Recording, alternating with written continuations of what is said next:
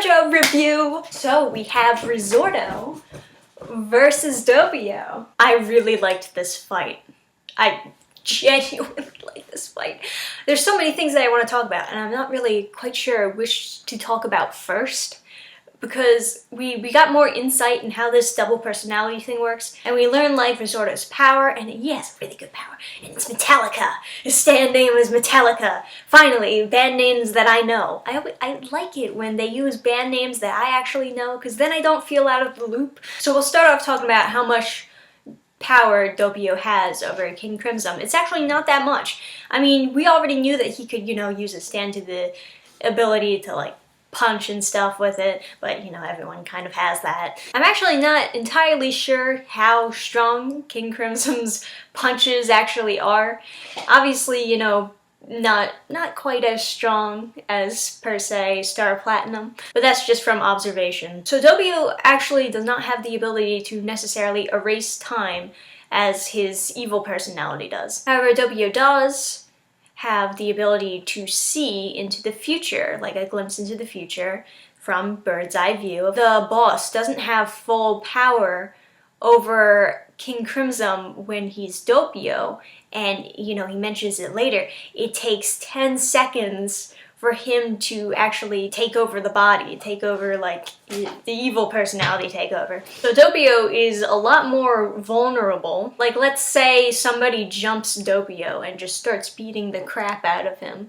The boss has to then like take 10 seconds to actually come out and save him. That is assuming, Doppio can't take care of his own. And he obviously wasn't doing the greatest in this fight against Risotto, but granted, Risotto is quite powerful. He has a crazy powerful stand. I will say I do also like how they're showing Doppio looking into the future with the hair. It's very aesthetically pleasing to see. And the visions that he's seeing in the future, they're always going to come true, no matter what. But they can be a little bit misleading. So for example, Doppio sees somebody's foot flying off.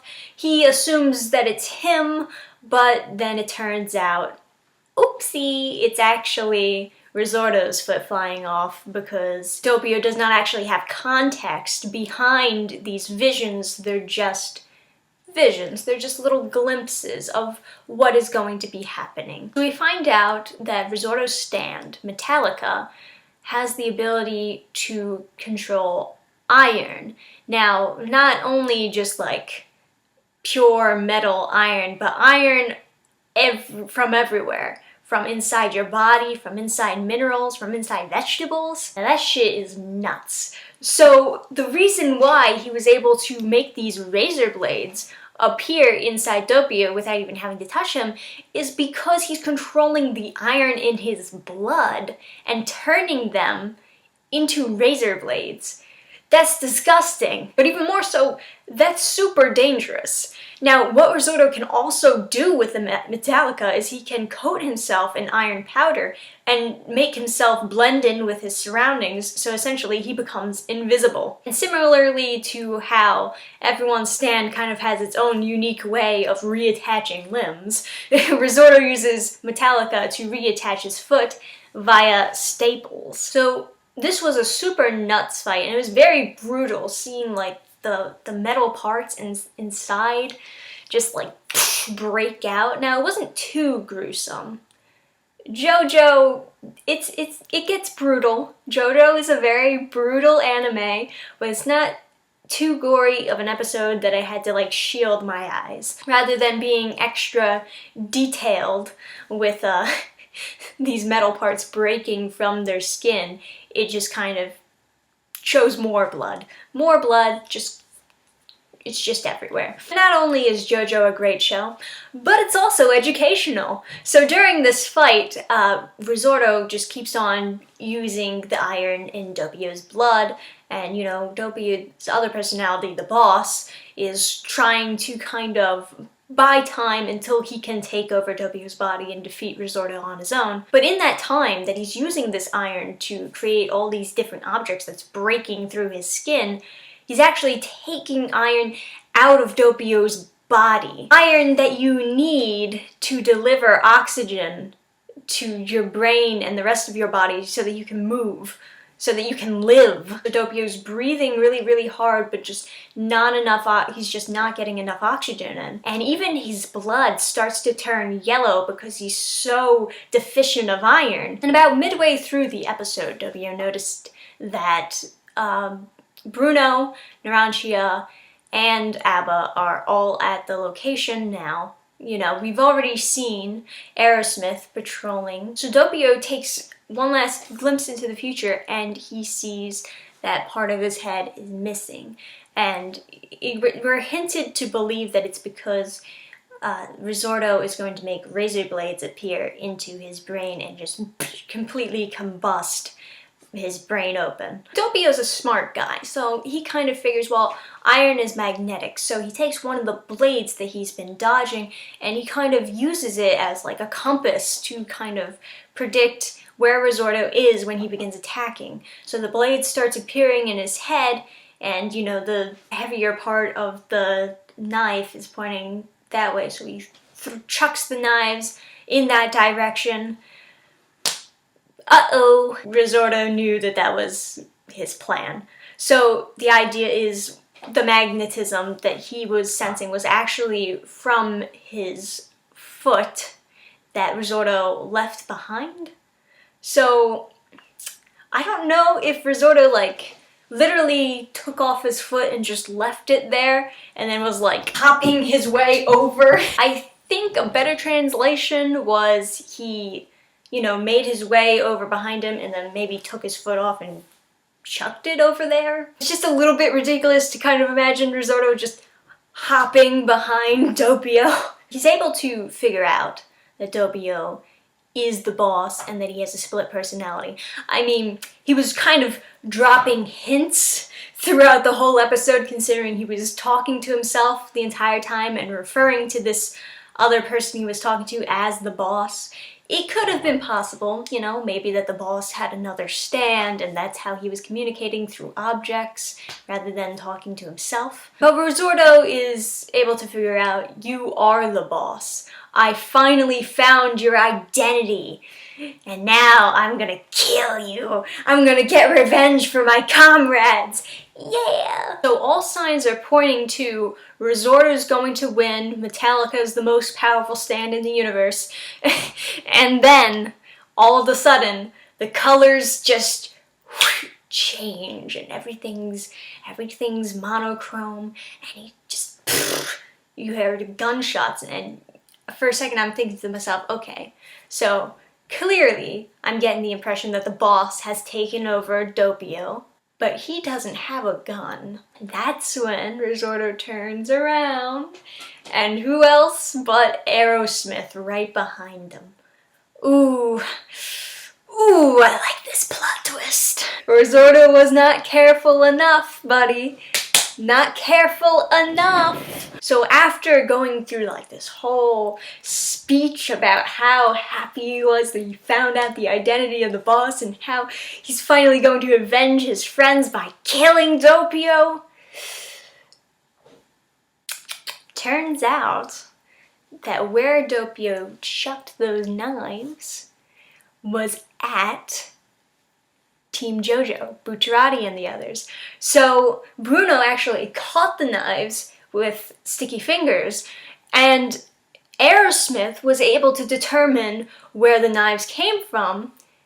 Now, here's the part that I really like. Because Doppio is so iron deficient, he's not breathing enough to produce like enough carbon dioxide, so he's not registering under Aerosmith. The boss actually used Metallica's ability against Risotto. Risotto is the only one breathing normally, it's the only one registering as a person, so they assume that that attack with the knives came from Risotto, and Aerosmith just shoots the heck out of him. And because he's still coated in iron powder, the blood spurts out and gets on Doppio's head. What the vision that he actually saw with his head missing. It was actually just the blood of Risotto that's camouflaged, so it looked like part of his head was missing. You know, it's a bittersweet ending. I knew that Risotto was not going to win,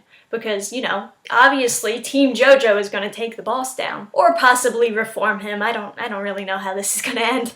Part of me is kind of wishing that we reform the boss, but, you know, Doppio might be evil too. I'm referring to the boss as like the evil personality, but in fairness, Doppio might be evil too. He might just, you know, be a little bit of a weird evil. He seems very innocent though, doesn't he? He seems like, hey, he could be reformed. He got caught up in this other personality telling him all this stuff, and he just kind of believed him. I do really feel bad for Risotto though, because he's got such a good ability, right? Iron, controlling iron? That's nuts. That's like everything. You know, as he's falling down after Aerosmith's attacks, he's like, I should have won.